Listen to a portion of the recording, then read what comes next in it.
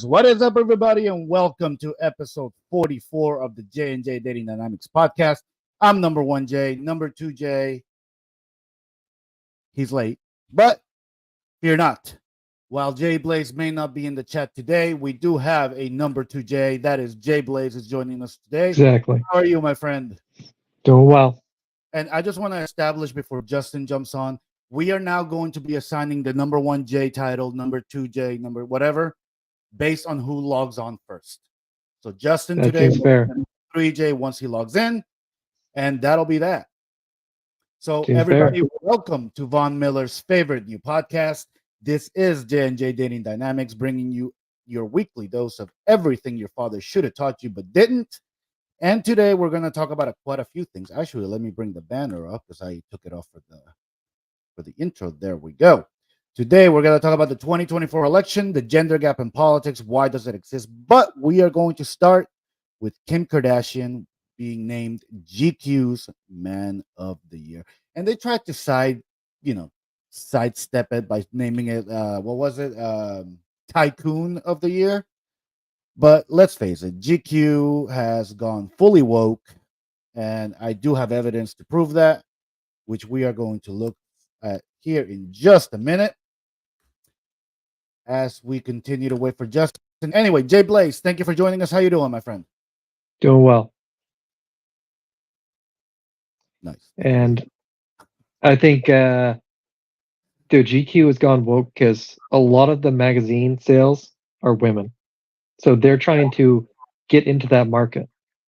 That is true. And I gotta say, it's very disappointing. I used to read GQ almost religiously about 5 years ago, pre-pandemic. I used to actually be subscribed to GQ, and I would read a lot of other stuff, especially when it came to like style and how to dress better, how to advance professionally. I used to read a lot of that stuff. Mind you, I haven't read it since the pandemic. I canceled my subscription back then, and I never really cared to really start it up again. In fact, this is the first I've heard of them again since that happened. Have you ever read GQ or been a fan or a reader of GQ? I've read a few articles, and they were pretty high end. But you saw this with Playboy. You're seeing this with Disney, Marvel, and everything. They're trying to find a non-existent base that isn't there. Like Right. they should be going for trying to.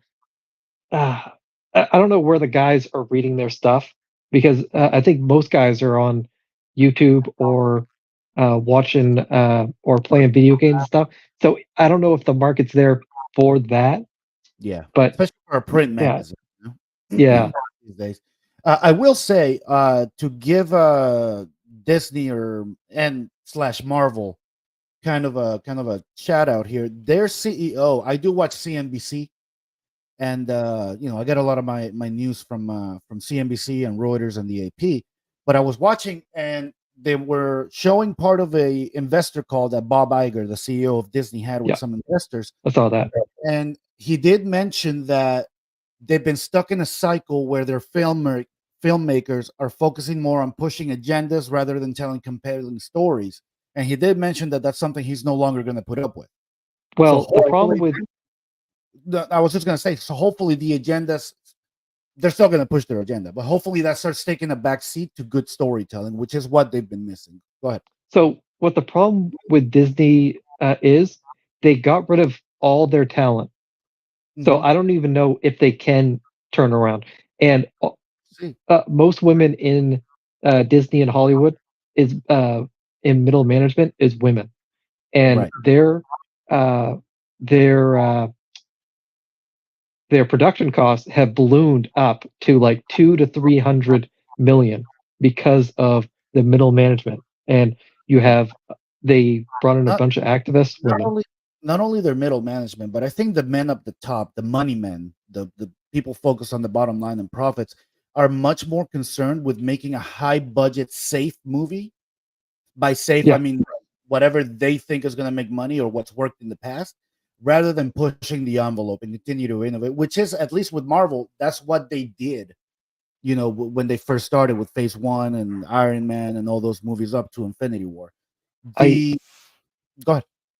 I think it was also the Me Too movement, where the Me Too movement also had a sidetrack where they were getting a lot of the upper echelon guys that cared about, making profits and Right. pushing in their like female people, because a lot of these women come out of college, they're told from five, like push the feminist indoctrination stuff from the age of five. They have nothing else to base their stuff on.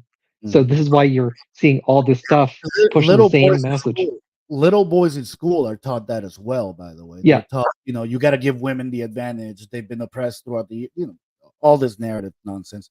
I think what at least Marvel and what Disney needs to do is stop listening to the money men and lower the hell out of the budget of your movie.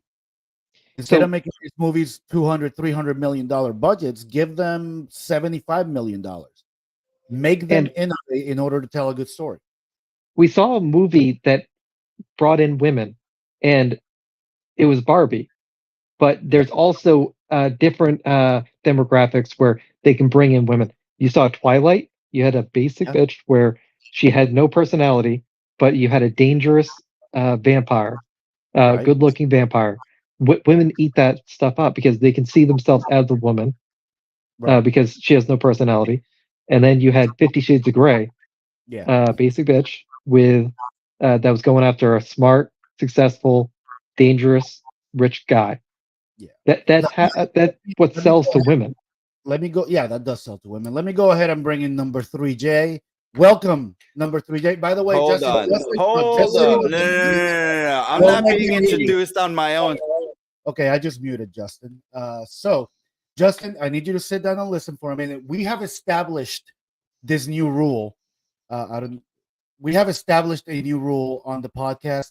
Number 1J, number 2J, and so on will be assigned by order of login. So if you're late, I'm sorry. Today you are number 3J. And he jumped.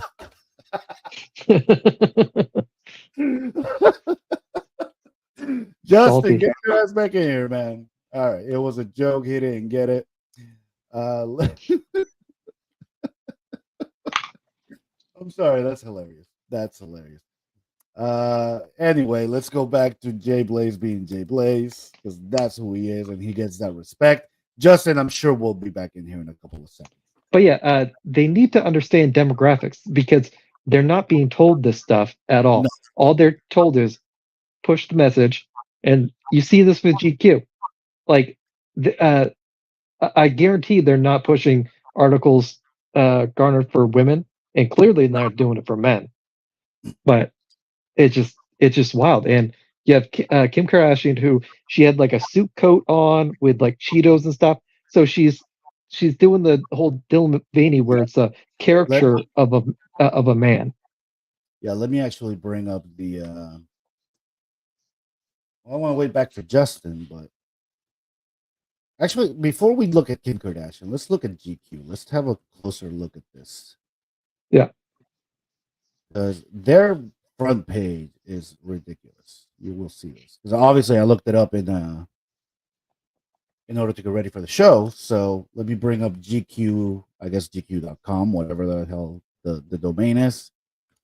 And here you see it quite clearly. You know, the top Okay. story. Yeah, the top story with fellow travelers Matt Bomer and Jonathan Bailey tell an epic gay love story decades in the making. How is Like, this? I mean, most men, this is not an appealing story. well, you're going after the lowest demographic of men, which is gay men. Like, you're Right. not pushing for straight men. Like get some masculine men around here. You see on the talk shows, who do they push? Tiffany Chalamet and all these twinky little guys. He was on SNL. Like, you don't see any like ripped guys that are masculine anymore. You see Sam Smith or Tiffany Chalamet. Yeah. Yeah. I mean, you don't see that anymore at all. Justin, man, come on. Where you at, buddy? And, and I did enjoy the movie Dune, but dude, that guy I has never no like. He's a twink. really. Uh, Interesting. you know who the actor is? No, I don't. Who is it? Like Timothy Chalamet, which I call him Tiffany because he looks like a twink. But What was it in? he was in the Dune movie from last year. I didn't see that. It was actually pretty good. But Okay. yeah, he's a very like skinny guy, good actor. He's in the new Willy Wonka movie. But this is Hmm. who they're pushing. They're Okay, pushing these effeminate guys he's in very young. these. Yeah, they're pushing effeminate guys. Another one would be this troubled ass guy Ezra Miller from Yeah, played the Flash. He's a feminine. I think he's actually like identifies as a woman now. well, Uh, he has pronouns they them. But dude, he chokeslammed a woman on uh tape. Still was mhm. not fired. Still wasn't fired. And then uh, he broke into some people's houses in like when they were vacationing in Hawaii. Like he was doing all this weird stuff, and they refused to fire him because he identified and used pronouns.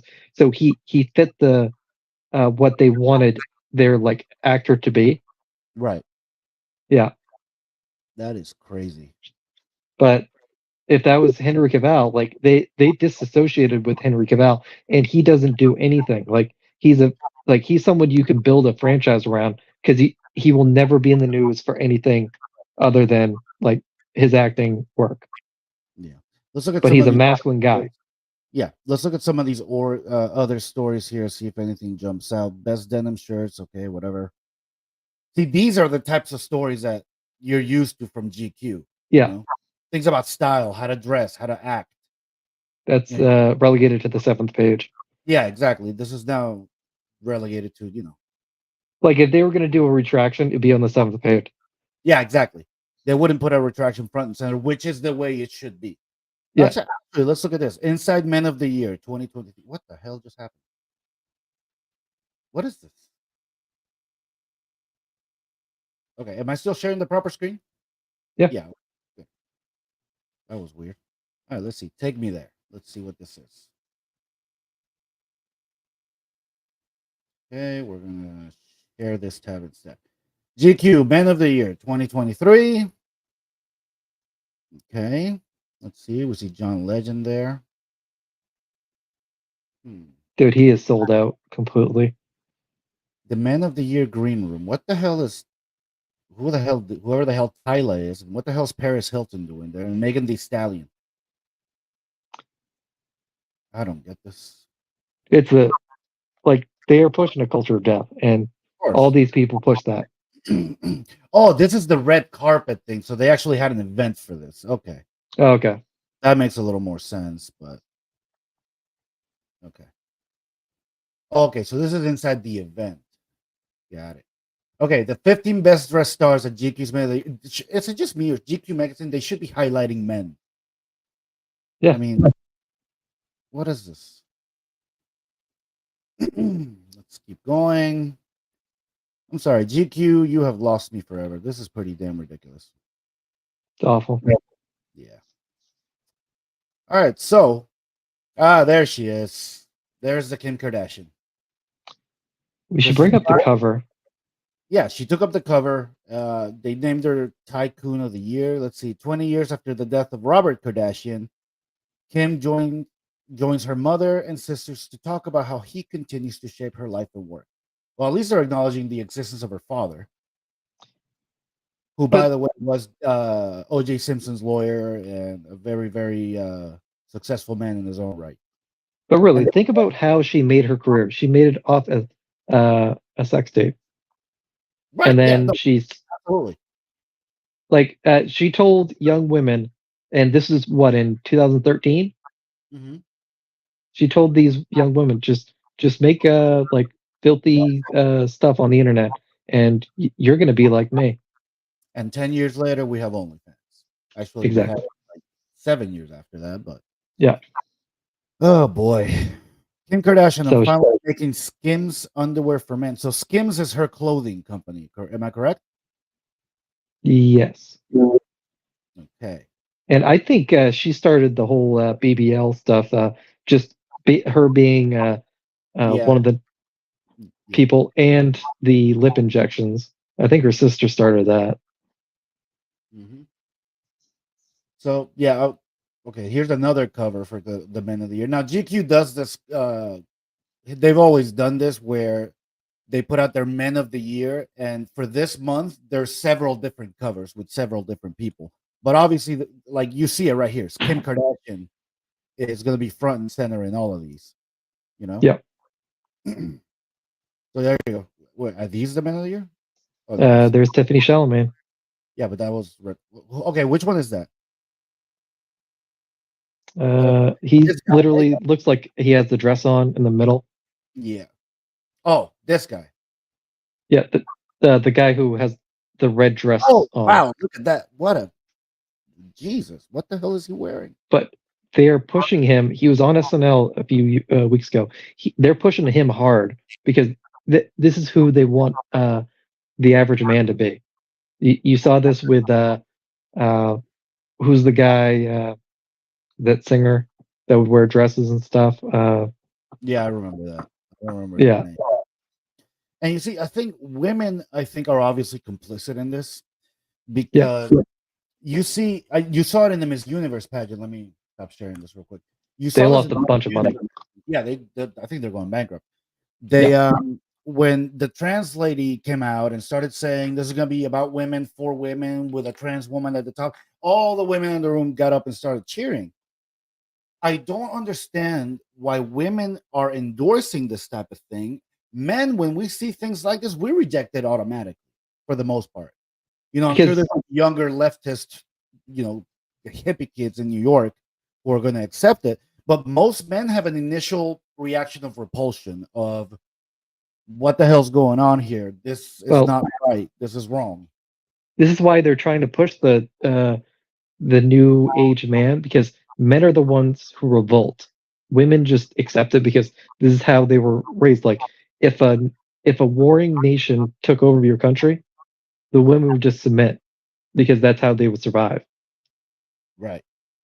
And so we're seeing this now because you have like men, literally men, invading women's spaces, and they're just like letting it happen, except for like Riley Gaines and a bunch of other people. But for the Right. most part, they just let it happen because they're just going, this could be dangerous for me. Right. No, I absolutely agree with you. The culture wars, you know, continue to evolve, but they can I would say they continue to devolve because we didn't used to fight about things like this 10 years ago, 20 years ago. Well, if we're fighting amongst ourselves, like men, women, and they're trying to regulate us into certain boxes so we fight against each other, so we're not fighting against the people that when COVID happened, you had the rich became even richer, Right. and they don't want us to say to what why are they getting richer and we're all getting poorer, but I'm not instead we're arguing about this all this stupid stuff. yeah. The I don't even know what the bottom line here is, man. I mean, when do we hit rock bottom? When does that happen? uh I think we got to be there soon, Yeah, but you're gonna see it where the blue states are not gonna have kids and the red states are gonna have more kids, and then that's gonna be the shift. right. So let's actually get into that a little bit because that's our main topic for tonight. It is why, or look, we're going to talk a little bit about the gender gap in politics. I don't know what happened to Justin. I don't know if he lost power or if he got salty about the number 2J thing. That was a joke, by the way, buddy. I mean, come on. But I don't know. Hopefully, he jumps back on here in a minute or two. But let's start talking about the gender gap in politics. Let me close these GQ links because I honestly never want to see them again. And let me bring this up here. While I bring this up, Jay Blaze, why do you think women tend to vote Democrat while men tend to vote Republican? And that's a general. So I'm not saying all women vote one way, all men vote another way. yeah, Let's be honest. If so, the gender gap didn't exist, Democrats would never win an election. so you remember the show Survivor? They did a men versus women episode. Did they? So yeah, so the women were struggling, and so uh, they won a reward for like a net, and the men came over, and he's like, I know how to use this net. You're going to get 50% of the fish if we catch anything. And she's like, 50 fish? If we uh, why would you only give us half when if you got 50 fish, everyone could get two? So this is how women think. They're very like socialist in their thinking. Like they're saying they don't reward the top. Like men, we make hierarchical So things. So if you're the best, you get the most, and that makes others down below want yeah, to push themselves higher. hopefully Justin jumps back in here because I really want to hear his take on this. But what you're saying essentially is, since women are better with people, men tend to be better with things. That because women are more social, they tend to be more socialistic, more community based in nature, more part of, or more Yeah. susceptible to groupthink. Yeah, so think about how we grew up. Like the men would be the hunters, so we would make kind of like strategies and push. And if you got that kill on that animal, you would Mhm. get the most. Right. But women are they were gatherers, so this is why most women love shopping, because Okay. they're all together like gathering. And who what would they go after? Like colorful berries and stuff like that. And what did they go after? Colorful clothing. So they're very communal, where they enjoy like, and they would rather say, let's give everyone this much, so everyone's equal. But men go hierarchical, so it pushes men further to want to go further. Like, say you have a top salesman, you give him the most commission, so the other guys are hungry and say, "No, I want to get to that, be the top salesman, so I can get that big commission." Right. But women don't act like this. That's why you have uh, the workplace being more work-life balance, and they're easing off the competitiveness. Right. It's more And you're it's seeing a this lot with the more government. non-confrontational, a lot more, Yeah.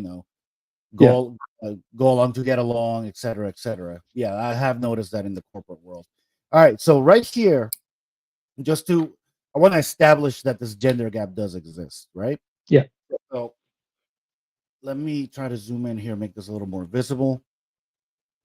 This is for the Center of for American Women in Politics. They are a an ideologically driven center, but the data that we are looking at, it is scientifically gathered and it is good data. So this is the overall gender gap 1980 to 2020. Here we're seeing specifically 2020 results on a national scale. You can see that the gender gap was 15%, 12%, and 12% according to which of the polls you're looking at. So Biden won the women's vote by 15, 12, and 12. If we go down to 2016, obviously Clinton won it pretty well. The last time a Republican won the women vote was not even George Bush. I think it was the Bush number one. Oh, not even. Well, no, that's Clinton. Bush number So one. The women's vote by 1%. That was the last so time. so here's what I'm thinking happened, where you see it where by 2030, Mhm. 45% of women will be single and childless. Right. So this is why the left wants to push like Noit Roba. They want to push all these dangerous policies for women so they're single. Because when women marry a strong conservative man, their voting shifts with the man.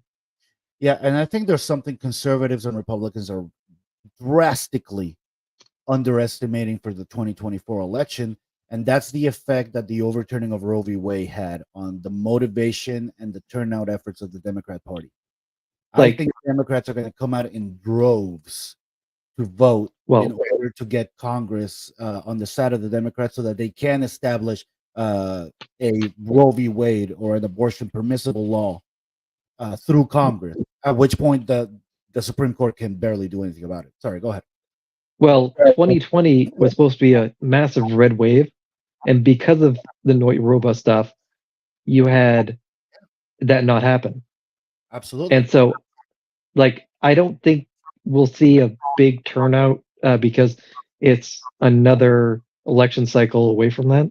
Yeah. But 2020 because also did have the Trump factor, and Trump did lose the presidential election, so that kind of is going to drag down the Congress, the congressional vote. But yeah, you're absolutely right. For Congress, it was supposed to be a red wave. but the problem is, I don't think women realize like sure the you had the universal like no robot stuff go away, but the blue states went even more radical on their Noiroba rights, Sure, and the red states pulled back. So I don't think they realize like you gained more power in those states with Noiroba. absolutely, absolutely. You are not wrong about that. Let's actually. You brought up an interesting point, and that is most women are going to end up being unmarried. Let's look specifically at married. Where is it? Age group, marital status, right here. Okay, so this is 2020 voting data. We see women voted for Biden at 47%. Married women voted for Trump. So that's a +4 for Trump. Yeah. Let's look at unmarried voters. 63% of unmarried women voted for Biden versus 36% for Donald Trump. So, what does that tell you? Now, the typical feminist is going to tell you, well, the husbands are oppressing their wives by making them vote for for whoever they want, and we all know men are evil, so they're going to vote Republican. That's what the feminists are going to tell you. But the truth of the matter is voting actually comes down to values a lot more than gender or identity politics. Your internal values matter a whole lot more than do your gender or your physical identity, whether you're male or female, black or white, whatever. Now, race and gender are good indicators of where the country is moving, and they're good predictors of how the election and the electorate are going to turn out, but they're not the determining factor on an individual voter basis. Why do you think it is that the unmarried vote goes so, and that actually even applies to men? If you look right here, if we look at unmarried voters, Biden won 52% versus Trump getting 45%. Do you attribute that more to the fact that unmarried people tend to be younger, or is it the fact that they're married or unmarried? So you're seeing with and far more on the left, you're seeing unmarried women, and they're supplementing the man for the government. Right. So they want to vote in these social policies so they can treat the government as their uh, baby daddy. Right. So what women don't realize is the government is handing out all this money, and that causes inflation. And then typically it's the consumer that is spending too much, so they'll increase the interest rate to supplement that. So that will say to the consumer, "Hey, you got to chill out." But that's not happening because it's the government that's overspending, not the consumer. And I don't think these women realize, like, dude, you're voting in your own destruction. And these women are unmarried, but most of them own houses because uh, because typically you don't see women past the age of 30 huddled up and saying, "Hey, let's like get a house with three others of my friends." But a guy will do that. Yeah. Yeah. A man will have roommates, no problem. Yeah.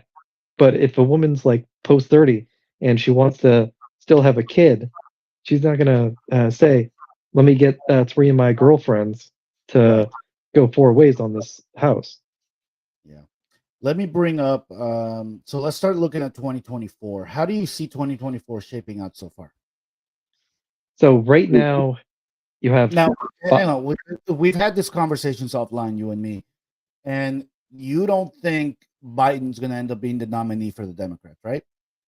yeah. So right now you have Biden and Trump are the that's what it's looking like. Let's call them the presumptive nominees. Yeah. So they canceled the Florida primary for the Democrats. Right. So they want to I think later on this year they're going to try and push Biden down and bring up Newsom because Biden loses to Trump, but any other Democrat it looks like beats Trump. So I actually think Newsom would be a formidable candidate for the Democrats. because More he's so, 6'2", yeah, more so than the other rumored candidates. I don't think Kamala Harris has the popularity. she can And she she would be dragged down by the Biden, by her Biden connection on the ticket. yeah I don't think these rumors about Michelle Obama. I think these are all flames by the right to rally their voters or to anger their voters. The right's notorious for doing that. Republicans and conservatives. I am a so Republican. I am a conservative, but Republicans are very very they're good at fear mongering and fear politics. I will never deny. So I don't think Michelle Obama's running. Sorry, go ahead. so Kamala has worse approval ratings than Biden. She can't even string two sentences together. First But VP in history to have worse approval ratings than the president, by exactly. the way. So, but the Democrats have been pushing this agenda of not equality but equity. Mhm. So you saw this with Biden's first Supreme Court nominee. Sure. He said, "I'm going to hire a black woman." He didn't say, "I'm going to hire the best person for the job," Right. and it just so happens to be a black woman. Exactly. And then he hired Cringe John Pierre for his press secretary, who's awful. So Yeah. they're pushing this. We need a person of color to be our nominee. So how do you take Newsom and say, Newsom, you're gonna become the nominee over Kamala Harris? And how does she allow that? Well, you do it. The way you actually justify that is by fixing the convention vote. If Yeah, Biden gets ousted, when Biden gets ousted, it's not going to be through the primary process. It's going to be on the convention floor. That's how they're going to do it, and they're going to do obviously backroom deals with delegates to vote for who they say is their favorite. If they end up picking a white male, so be it. Democrats don't actually care about this. For them, it's just all narrative. If you actually look at over the past 20 years at which field of presidential candidates have been most diverse, the Republicans out diversify the Democrats by leaps and bounds. I I can't think even you. remember the last black Democrat that ran. I want to say it was Jesse Jackson. Yeah, No, Obama. Duh. Sorry, Obama. Barack So I think Obama. the way you have to do it, because Kamal's going to bring up a shitstorm, and I think the media is trying to like say to Biden, "We're going to put some stuff out there if you don't," because you're seeing the media like turn Yeah. on him, and so I think Kamala, they're going to have to offer her like a Supreme Court seat or something to say, "Hey, take this. We'll just say some BS where we need one of our best to be in Or this yeah, seat." with health reasons or something. Now Biden's not going to get pushed out. I honestly think Biden's going to drop out himself. Yeah, Look, the being president's a tough job, okay, and he can barely handle it. Running for president is twice as hard because you're not only doing the job of president, but you're constantly traveling, you're moving, you need energy, you need to be out at the state fairs, you need to be everywhere. Biden's not going to be and, able to handle this from a physical standpoint, and there's nothing wrong with that. The man is over like what 75 by now, yeah, and he campaigned in his basement in 2020. right? Yeah. Like, Well, that's a pandemic, but yeah, he did campaign out of his basement in 2020, so he's not used to that pace. He hasn't ran that pace essentially well, since he ran with Obama. He hasn't run at that pace, and he vastly different thing being president than running for president. he cannot be in a debate with Trump. Trump will No, mask for him. yeah, Trump will massacre him. Mind you, Yeah, I don't think Trump's a good debater either. I think Trump just no, out muscles everybody. yeah, But yeah, he will beat Biden into submission. Biden will need the moderators to literally make it an unfair debate for him to and even put words in. I don't think the average person knows how dangerous Gavin Newsom is because you see the Oh, state of California. Gavin Newsom's a radical leftist, Oh, radical. radically leftist. Absolutely. And you see the state of California where San Francisco, LA, uh, dude, they are like covered in feces, and they have they have just allowed like just lawlessness to go on.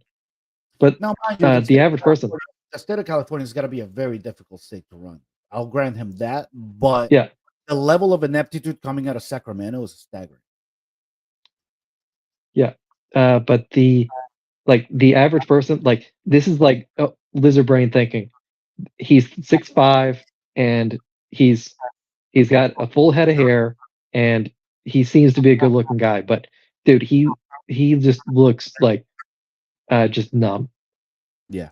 And so it's like that average person, like they don't know how radical he is, and they'll only see his height, and he's a young, good looking guy.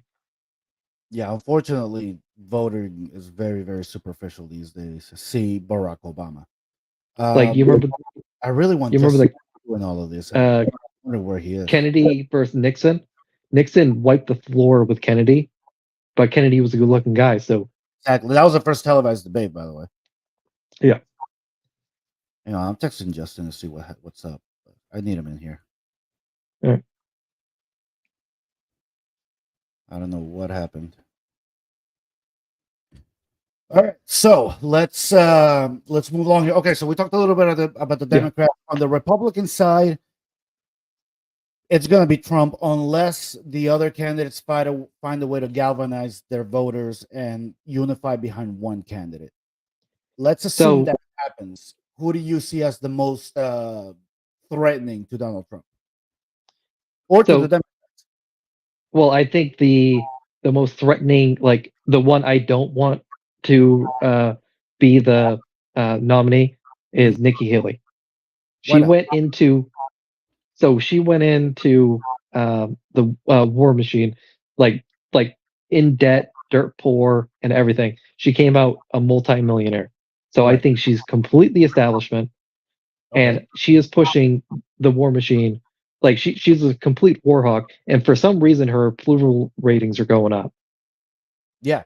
No, I will say Nikki Haley, for all her flaws, and she does have flaws. All these candidates have flaws. Okay. Yeah. Nikki Haley, I will say, I think he would probably be the one that Democrats fear most. Not necessarily because she's a formidable campaigner or because she's very good at debates, because she's not all that great. Point being, Democrats could not bear it if the first woman president was a Republican. Exactly. Democrats are, I think, far more scared of Nikki Haley than they are of Donald Trump, than they are of Ron DeSantis. Chris Christie, I think, is a freaking footnote. I don't even know what the hell he's doing. He's there to garner money. Yeah, he's there to fund. He's getting money because he has no shot of winning. Okay. I think DeSantis has. This is just like Rick Santorum was back in 2016. This is just like I forgot the other guy's name. A Democrat that was in when Obama and Clinton were running. These people that they know they have no chance, but they're trying to set up their next career move, which is the reason they run. Yeah, I think DeSantis has shot himself in the foot way too many times. Mm-hmm. Dude, he should have just stayed in Trump's corner and just waited until 2028. Yep. So let's look at some data here. Let's get into. Let me open up this, and this one is. This is a website I really, really trust for information. Not so much their articles because they are they're more of an aggregator. They don't really have their own content, but they're very good at putting polling data together. That is the best is like Las Vegas for betting. Oh yeah, the betting odds. They actually include the betting odds in here. Yeah. So hang on a second here. I think this is going to be the one. Yep, right here. So here we're looking at the current polling data for the 2024 Republican nomination. This is national. We'll look at a state by state here in a minute. Right here, you see the dates of the polls right here, and here who's leading. So we see currently, and the top is an average of the last 5 polls. Yeah. So we see Trump leading with 61% of the vote. that is going to be really, really hard to overcome. Now, I think Trump has a very solid floor of about 40 to 45%. He's going to get Yeah. that no matter what. So if you want to beat Trump, these six people that are left, they have to galvanize and unify behind somebody else, or else Trump is going to win. There's just no way around that. And you So see, the only ones here who possibly could have a chance nationally are DeSantis and Haley. and the one I like the most is Vivek. Is who? Vivek Ramaswamy. Oh, this guy? I'm Yeah. not sold on him yet. Honestly, if I had to pick somebody out of this group at this point, I would pick DeSantis. Yeah. Mainly because I know him the best, and I'm a Florida resident. Then probably Tim Scott already dropped out, so Yeah. he's a footnote. But I would have liked him, and the former governor of North Dakota. His name escapes me right now, but he's not on this polling either. I think he would have been a professional president. Like, he would have been quiet and just done his job, and Yeah, that's what we need. All right, so let's look actually a little more in depth, because the national polling, when it comes to a primary, doesn't really matter all that much. Yeah. It's the by state polling that matters a whole lot more. Iowa votes. What the hell? Iowa votes on January 15th. So we are barely a month away from this. And again, you see Trump with that floor of 47%. 40. I say 40 to 45% is his floor, and he probably is pulling some independent vote. But Ron DeSantis and Nikki Haley are far higher than they were in the national polls. So the race here is not to win Iowa. The race here is for second. The race here is between DeSantis and Haley. If Haley can, or Haley or DeSantis can, let's say, overcome expectations and pull 30% of the vote, maybe even 25, and have a surprising showing. Let's say DeSantis pulls 30% of the vote, Trump ends up pulling 40. He can claim that this race is a lot closer than he is. Yeah. Now, that might not sway the votes of anybody independent or that hasn't made up their mind. What that will do is tell the supporters of these other folks, hey, DeSantis is the one who's got a shot here, or Haley's the one who's got a shot here. Whoever overcomes expectations. And he may even come in fourth, but if Ramaswamy comes in fourth, polling with 15% of the vote, then that might be the overcoming expectations game. So after Iowa comes New Hampshire. So let's see where New Hampshire sits. And I hate Google Chrome. New Hampshire is sitting a little bit differently. You can see that DeSantis is not polling well at all. Chris Christie, obviously, is a northeastern state. So Chris Christie's liberal leanings are going to help him out. But while DeSantis is technically in second place in Iowa and technically in second place nationally, I would say Haley is actually in a better position than any other candidate. All right. Who do you think would be the best VP for Trump? Jesus Christ. Obviously, it's not going to be Mike Pence. Out of this group, I would say Nikki Haley. I think Nikki Haley gives them a really good shot, but I do have I'm hesitant about Nikki Haley next to Trump. But there's a few other wild cards. You have the South Dakota governor, Kristi Noem. Right. And you have, it's been floated out there, Tucker Carlson. Tucker Carlson. Wow, that would be. Let me make it clear, though. Trump doesn't run his campaigns. He doesn't run as a politician. He doesn't run as somebody who wants to be. He runs as a celebrity. Exactly. That's who he is. So I can actually absolutely see him bringing on another celebrity. Trump's going to do what Trump's going to do. He's not going to follow conventional wisdom. He's not going to do necessarily what his advisors tell him. Having said that, Trump's older than Biden. Mind you, he might be in better shape, but the man's getting up there in age. So that might also be a factor. I think he's 78. Something like that. Yeah. Mind you, he looks very good for his age. I'll give him that. But unfortunately, I think we're destined for a Trump Newsom election. And due the age, Assuming Biden, you know, drops and out. if you had Newsom and Trump, dude, the massive age gap that favors Newsom a Absolutely, lot. the age gap favors Newsom. Trump's rhetoric, because Trump, while he does have a very high floor, he also has a very low ceiling. Trump's Yeah. never going to get nationwide. Trump's never going to get over 53% of the vote. What that tells me is Uh, his ground efforts got to be on point. so they gotta adopt the Democrat playbook and just get votes because that's how they lost 2020. I believe that where uh, Democrats were going over to apartment complexes trying to get as many votes as they can Yep, with mail-in absolutely. ballots, No, and Republicans need to start doing that. Democrats are much better at grassroots organizing and canvassing than Republicans are. Canvassing is literally when volunteers go door to door, whether it's to drop off propaganda or to take polls or to actually bring people out to the vote to the polls. Yeah.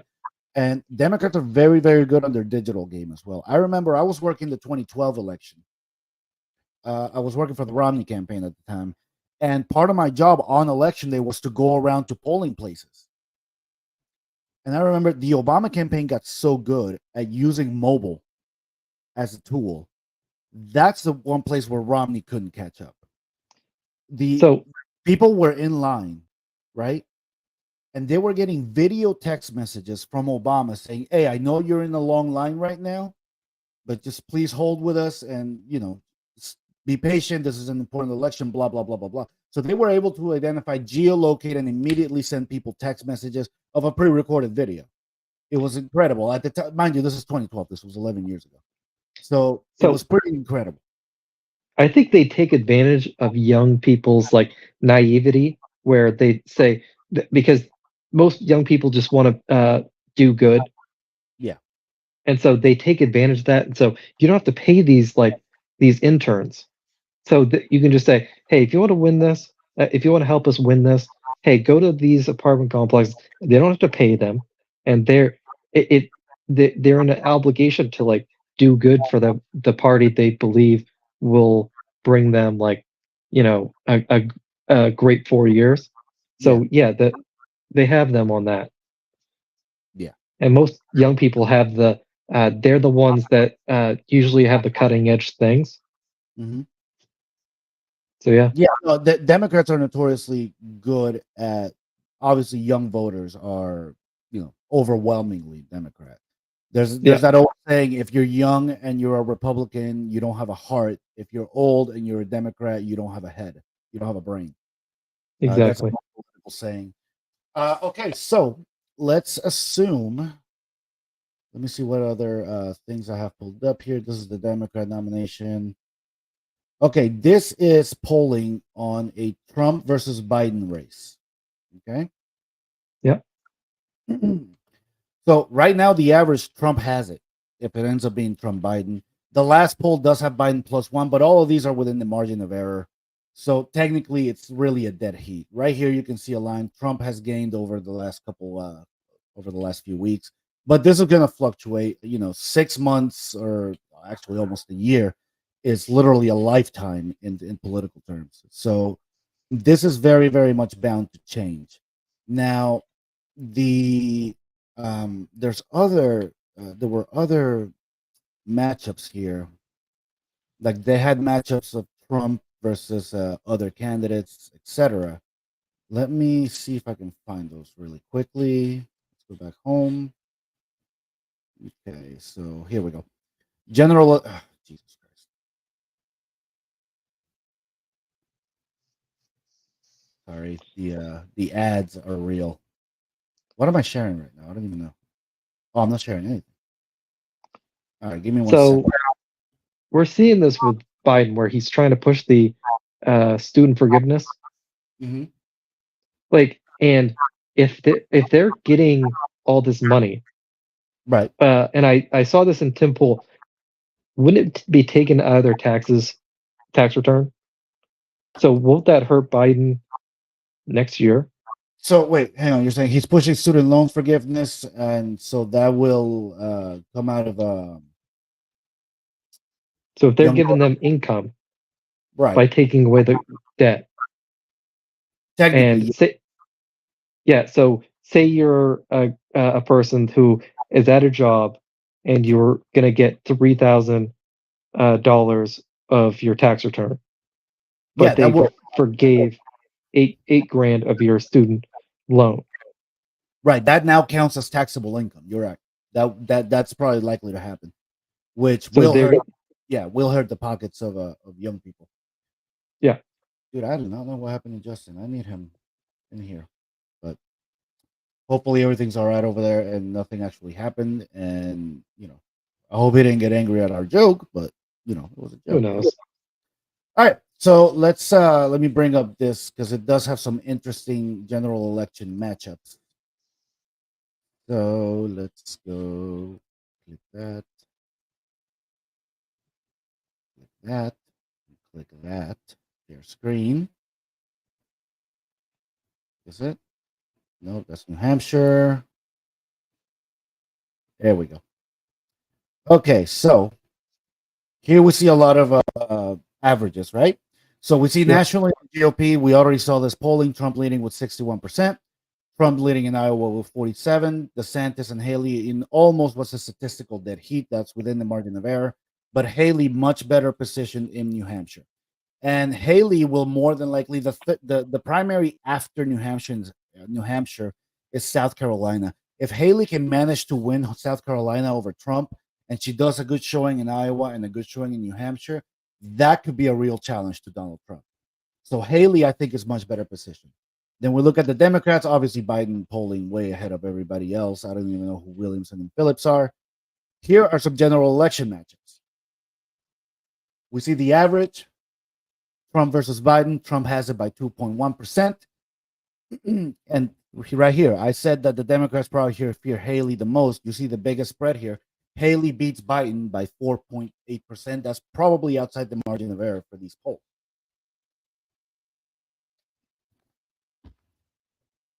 And we see, obviously, Joe Biden with a horrendous approval rating. That doesn't help him going into this. I think the Democrats need a fresh face. I absolutely do.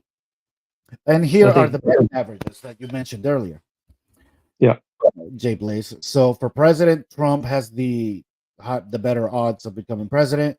Then Biden, then Haley, then Newsom. And Newsom's not really being talked about, or it's not really. He's not really running anyway. They do mention Michelle Obama, and they do mention Kamala Harris, but I honestly don't think either of these are a real option for the Democrats. I think it's either Biden or Newsom. And I think the more interesting election that we could get, and actually I'm gonna take this back to voter turnout. So a Trump Biden election is gonna have horrible voter turnout. People do not yeah. want the same ticket again. Okay, I, th- I this th- is gonna be, I think, the fifth straight election with either a Biden or a Trump on the ticket, and people are sick and tired of the same people always running. So we had the same thing with Bush, Obama, and John McCain, et cetera, et cetera, et cetera, and Mitt Romney as well. So I think it would be actually really good for the country as a whole to have a Haley versus Newsom race. They're two newer faces. Excuse me. They're not as well known. They're much younger. I think that can energize the electorate in a way that we haven't seen since Barack Obama in 2008. Maybe not as much because that was a marquee election. I don't think that will ever be replicated. But so go ahead. do you remember like Hollywood was pushing for, hey, go out and vote, go out and vote. Like Hollywood is left base, and I think uneducated voters vote left way Yeah, more. And so I think it's better off for Trump if you have a low voter turnout yeah, low voter because turnout his definitely base. helps Republicans. Absolutely, absolutely, because And his floor of 45%, they're going to show up and vote. Okay, exactly. low voter turnout historically helps Republicans. And do you think who do you think it hurts more, RFK, because he's going to be an independent? Oh, he Who, hurts the Democrats more. yeah, Most independent candidates, and I'm going to get to independent candidates here in a minute, but most independent candidates will end up hurting Democrats a lot more. You have Jill yeah, Stein. She's running again. She's a hardcore socialist. That hurts the Democrats more. You have Kennedy running. He's running as a independent, middle of the road guy. But Republicans are so entrenched in their ideology right now. They're not even going to pay attention to a guy who used to be a Democrat and who's pro-abortion. They're not even going to look his way. So that yeah, helps out Donald Trump. The wild card is, and you and I have had this conversation as an independent candidate, somebody who's not really made a lot of staffing or official moves yet, but is making some moves as far as his personal finances are concerned. Is Miss? Let me bring it up before I say the name. Kind of like drum roll, please. Is Mister Mark Cuban? So Mark Cuban recently sold his interest in the Dallas Mavericks. He mentioned he will no longer be in the popular show Shark Tank, and he says he quote unquote has no plans to run for president. That is a standard answer when you do have plans to run for president. Everybody exactly. in the history of running for president who's ever run for president, who's been interviewed a few months before declaring for president, they said they have no plans to run for president. And And they are he considering was running for president, by the way. he had an NBA team and he had Shark Tank. So he's making a ton of income from those two. So Right. why would you sell the Mavericks and leave that show if you're not doing this? Like, and this is power play. If either move It's had not for happened, money. if either move had happened in a vacuum, if he had just sold the Mavs and stayed on Shark Tank or left Shark Tank and kept the Mavs, I would say there's nothing here. Yeah, That's a business move, whatever. But both of them combined at exactly the same time, something's going on here. I think he's getting ready to run for uh, for president as an independent. He can't jump in as a Democrat. It's too late for that. because you remember, Democrats are going to sort this out at the convention, and I don't think Mark Cuban's going to be a candidate for the Democrats. I think if we do have a Trump Biden ticket, and somebody like Mark Cuban runs, that could hurt both parties. yeah, and you had Trump before the 2016. He would run for president a bunch of times to increase book sales Yep. or his apprentice ratings. But Right. this guy's not going to be on Shark Tank, so Right. it just doesn't make sense if he's not running for president. Well, I mean, it could be a publicity stunt. Honestly, that's how Donald Trump got started. Donald Trump, and I know because I know people who worked inside that campaign, and even up to election day, okay, Donald Trump never thought he could win that race in 2016 against Hillary Clinton. Nobody thought Donald Trump was going to win that race. Yeah, Okay. Donald Trump was ready to launch his TV network, his news network. That ended up launching softly online, and then I think it petered out. But Donald Trump was ready to go on bow out and just run his new news network. Running for president for him initially was a publicity stunt. Okay, maybe that's what this is for Mark Cuban, but you never really know how it's going to end up. exactly. Okay, I think especially if we get a Biden versus Trump ticket, or say Obama, anybody but Newsom. If we get Harris Trump, if we get Michelle Obama versus Trump, or if we get Biden versus Trump, I think an independent candidate may have more of a chance since that we've seen since Ross Perot ran back in 1994.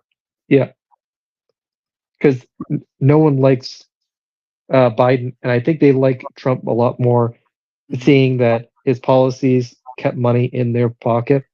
Right. And I just don't think a lot of people like Biden anymore. Oh, I agree. I don't think Biden has a floor, and I think he's got probably a very low ceiling of people who will vote for him. So let's look at the Yeah, map as it stands right now. Right now, and this is, I think, generic. I think this doesn't include who the candidate is. I just think it's Republican versus Democrat. Republicans have this election in hand. Okay. yeah. Right now, they're winning the electoral vote. You can see it right here. It doesn't give you the total for some reason. Where is it? Where the heck's the total? 241. I need it. Whatever, Okay, anyway. You can see in the line that Republicans are winning. Okay. So there's not a lot of swing vote here. Let's actually look at names put in here. So, and these are only candidates officially running, by the way. They're not listing Gavin Newsom and I think Gavin Newsom will throw his hat in the ring. There's no other reason why he would have debated Ron DeSantis a few days ago, which, by the way, was a dumb move for Ron DeSantis to debate Gavin Newsom. Yeah. That was a ridiculously dumb move. His campaign manager needs to be slapped in the face a little bit. So let's put Biden in here and let's put Donald Trump in here. And reset the map. No, damn it. See, Portland ruins Maine. Was that? Portland ruins Maine.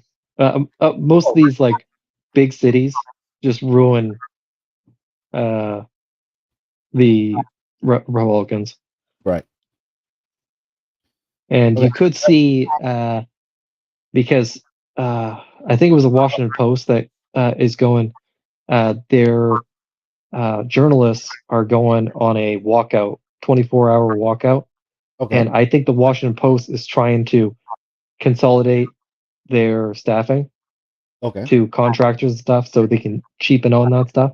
And you're seeing the chain effects where these big companies are saying, no, just we don't want the big offices and stuff, and then that hurts the restaurants, and you see the chain of reaction that's about to follow. Right. So you could see these big cities disband in the next few years, Wow. and that's disastrous for Yeah, the Democrats. I agree. Absolutely. Now, so here we see the Trump versus Biden breakdown, and there's a lot of swing vote here. Trump still takes it, but I think some striking things is that first off, Texas is not deep red. Democrats have made a lot of headway in Texas. Arizona is no longer deep red, and if anybody's watching in Arizona in the Republican Party, I hate to say it, but I freaking told you so in 2016. Arizona was going blue, and Arizona keeps trending blue. They already elected Sinema, and they voted for. Katie Holmes. I'm sorry. Katie Holmes. They voted for Holmes, and they voted for Joe Biden. Or did Trump end up winning Arizona? I can't remember. Let's But see. Yeah, he ended up you're winning it. seeing all these people migrate from California Sure. to these red states for the Right. better policies. So Florida is going to be even more of a swing state. You have New Yorkers that have come down here in droves since the pandemic. Yeah. Arizona and Texas have been flooded by Californians. So I think Republicans actually have an uphill battle if the Democrats don't nominate Biden. If they nominate Biden, I think Republicans take it. If they don't nominate Biden, if they end up nominating Newsom or even Harris, I think Harris can maybe salvage herself. It's just I wouldn't bet on it, but go ahead. it just boggles my mind that you would leave California that's so far blue that your policies are so terrible, and you Right. go to these red states and you don't think, wow, this I'm making a lot more money and I'm a lot safer here, so I'm going to keep voting blue. Yeah, of course. It just doesn't make sense to me. No, not to me either. But I mean, they're moving to Republican states.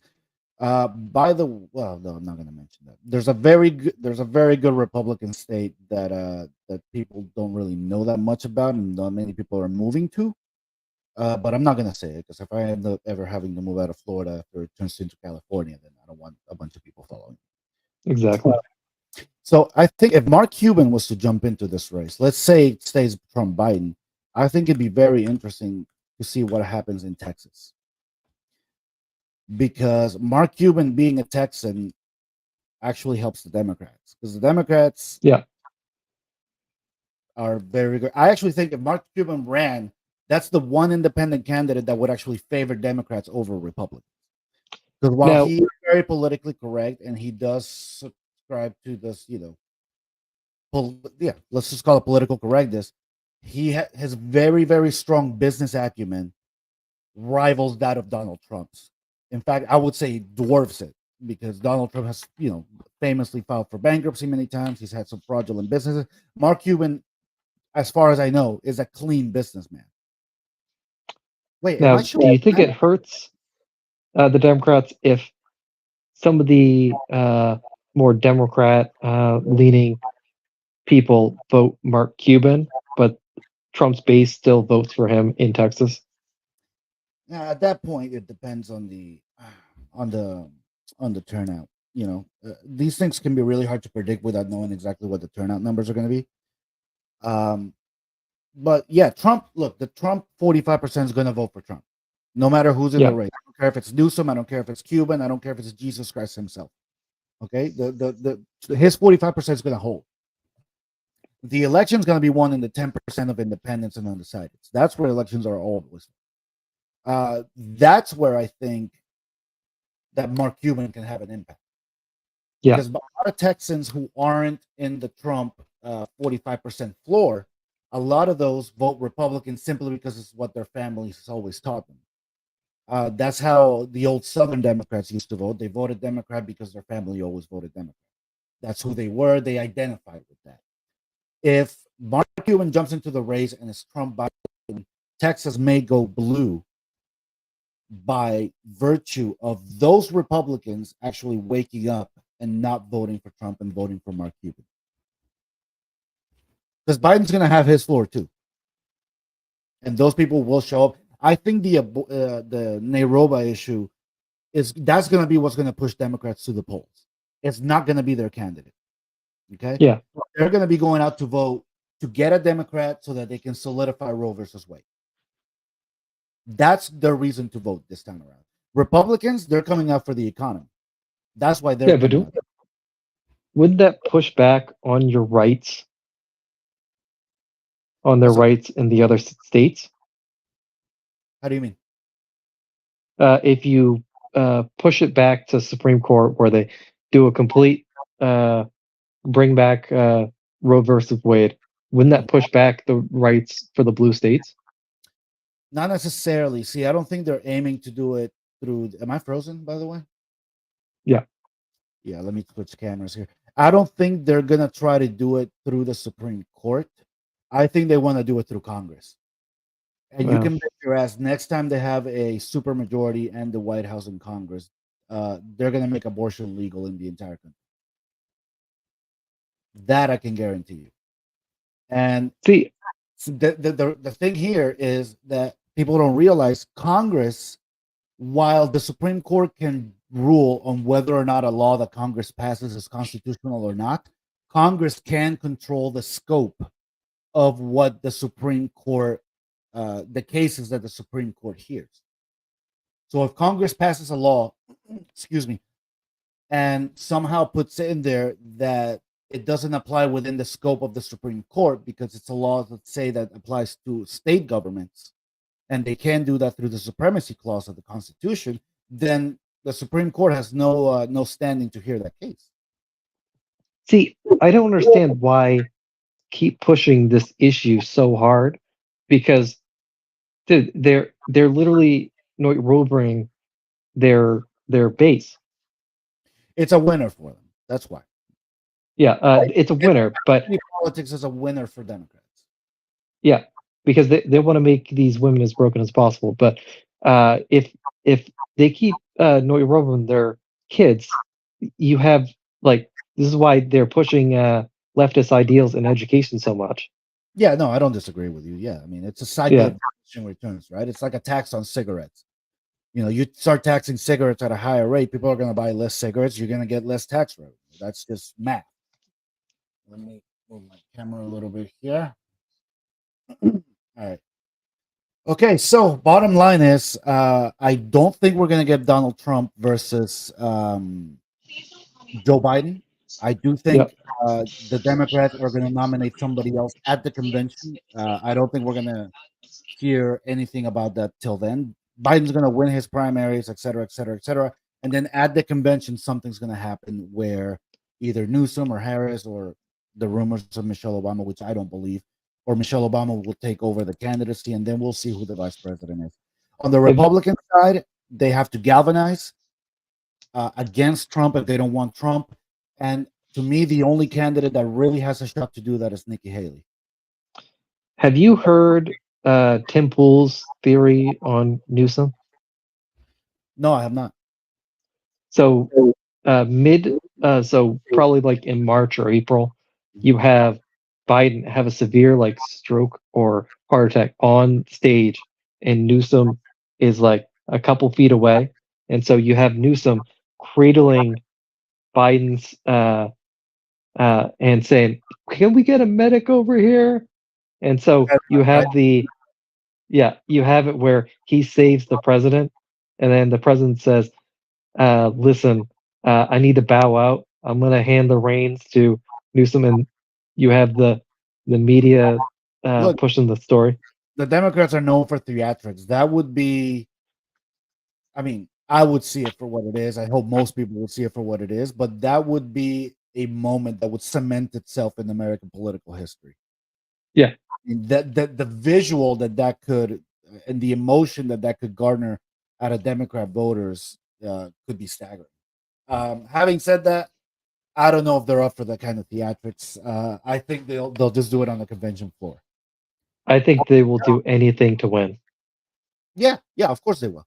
Now, the thing about the convention floor, doing it about the convention floor is if you start pushing the narrative before the convention that there is going to be a floor fight, that there is going to be a fight for the nomination on the floor, kind of like the Republicans had in 2016 when Trump got nominated. That convention, that Republican convention, got the most viewers of any convention except Obama accepting the nomination in 2008. Now, have you Parties, seen? let me finish here. And parties love to get viewership up for the convention because essentially it's a 3-day infomercial for your candidate. So I think if they push the narrative of a floor fight at the convention, that'll get a lot more viewership and that'll help out Newsom in the long run. Now, have you heard the theories about?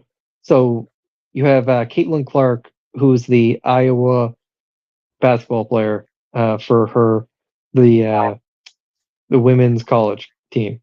Okay. So she's the top athlete of the women's college, and then I think the women's final had like a 10 million rating because Okay. people like enjoyed it. Yeah, that's So actually high. yeah, so you had LSU, I believe, won against them, but the Biden still wanted to bring in the Iowa team, and I think that was so they could hopefully get Iowa on their side because they would have Sorry, Iowa pressers. or Oklahoma? I think it's Iowa. I Interesting. think she plays for Iowa. So I Iowa, think Iowa would make sense if there was actually a primary race going on because Iowa votes first, but Iowa is a swing state. yeah. These days. So yeah, maybe So that I think definitely. they wanted to bring in Iowa to get Caitlin Clark on their side, Yep, and then that would bring in a lot of Iowa voters. that actually makes a lot of sense. Absolutely. Yeah. Yeah, them both parties do that type of thing, and quite notorious. It reminds me of when Marco Rubio got the endorsement of that dude from Pawn Stars, trying to win in Nevada. But yeah, all right. So all right, we talked about a lot tonight. Give me some final thoughts here on the election, on Kim Kardashian, whatever. Floor's yours. I think the culture is swinging towards like common sense things. I don't know how fast it's gonna go, but I'm hoping it speeds up a bit. But dude, we're seeing a lot of victories here and there. You have Disney losing a bunch of money. You have the Dylan Mulvaney thing being pushed back. It's there's some hope. Yeah, I think there's hope as well. I think as far as 2024 is concerned, like I said earlier, it's either going to be Biden or Newsom. If it's Newsom, it'll be at the convention, and I think that helps out the Democrats a lot. I think Newsom's a far more formidable candidate than Joe Biden can be. I don't think Biden can make it health wise through a presidential campaign. There's just no way. Yeah, Republican. Go ahead. I think Newsom is way more dangerous, and Yep. yeah, he's like early 50s, dude. He's 6'3". He looks like a slimy car salesman from American Psycho, but Yeah. dude, I don't think the average voter knows how dangerous this guy is. You mean from a policy standpoint? Like once he gets in there, the Yeah, damage. Yeah. No, the average voter doesn't know that, and they're not gonna know that. Most people don't do the research, and they take a Facebook headline at face value. Um, yeah, I think Newsom is a far more dangerous candidate than literally anybody yeah. at this point, and dangerous not just policy wise, but electorally. I think Newsom has a much greater chance of winning the general election than would Joe Biden. Having said that, on the Republican side, I think it's going to be Trump. But if anybody's got a shot, it's Nikki Haley. And that's the one that Democrats fear the most because they could not bear to have the first woman president be a Republican. That would be almost sacrosanct for them. That's blasphemy for them. I think the most competitive would be either Trump and Haley ticket. That would be very competitive. See, I don't think Trump could win at the top of the ticket. I think even if it's Joe Biden running, I don't think Trump could win, and I'll tell you why. I think, like I said, the motivating factor for Democrats, it's not going to be their candidate this time around. Yeah. It's going to be Roe v. Wade. It's going to be economic stimulus checks. It's going to be all these sorts of things, student loan forgiveness. They're going to go out and vote based on issues. Republicans are going to go out and vote based on candidate. There's still a lot of Republicans who cannot stomach Donald Trump. Donald Trump will have much lower turnout than would any other Republican candidate, I believe. And that you add that to the fact that anti-Trump voting against Trump is a far stronger motivator for Democrats than voting for Trump is for Republicans. Does that make sense? Yeah, it does. And Democrats are far more motivated to stop Trump than Republicans are to get Trump in office. and it hurt me that Newsom had Xi Jinping in California, and he cleared out all the homeless, Yeah. and he cleared up the whole city. And dude, if we have another run like the past like 3 years, I don't know where this country's going to go. Yeah. In what sense? You mean economically? Yeah, economically. Yeah. Well, I think obviously Biden's done no good for the economy whatsoever. No. Let me establish that from the onset. But I think something that gets lost in a lot of people's heads is the cause of the current inflation. Okay. Yeah. The current inflation is a result of Trump signing these stimulus checks into office during the pandemic. Okay. The inflation, make no mistake about it, belongs to Donald Trump, not to Joe Biden. Joe Biden hasn't made it better. He's done nothing to help. Okay. But the inflation itself does not belong to Joe Biden. It belongs to Donald Trump. But most people are never going to know that because they're not interested enough to go out and do that research. And I don't think people realize, because I remember talking to a couple Democrats and they're saying, just hand people money. I'm just like, if you hand people money, they don't work. And if they don't work, they're not stimulating the economy. And so you need the government to stop spending money. Which is why you need, if you remember late 2020 and early 2021, even actually into late 2021, the job market was fantastic because all these people were quote unquote silent quitting because they were making more money just staying home and collecting unemployment and getting their stimulus checks. Yeah. So anyway, we are at we're almost an hour and a half. We're gonna go ahead and get up out of here. If you haven't yet, please hit the like button. If you haven't yet, hit the subscribe button. Jay Blaze, thank you so much for joining me tonight. Justin, get your butt in here, man. What's up? What happened? I gotta give him a call and figure out what happened. We'll be back next week with J&J Dating Dynamics, episode 45. I believe we're going to be talking about, are you a simp? So that should be an interesting show. Anyway, thank you all for joining us, and have a good night. Peace out. All right, later.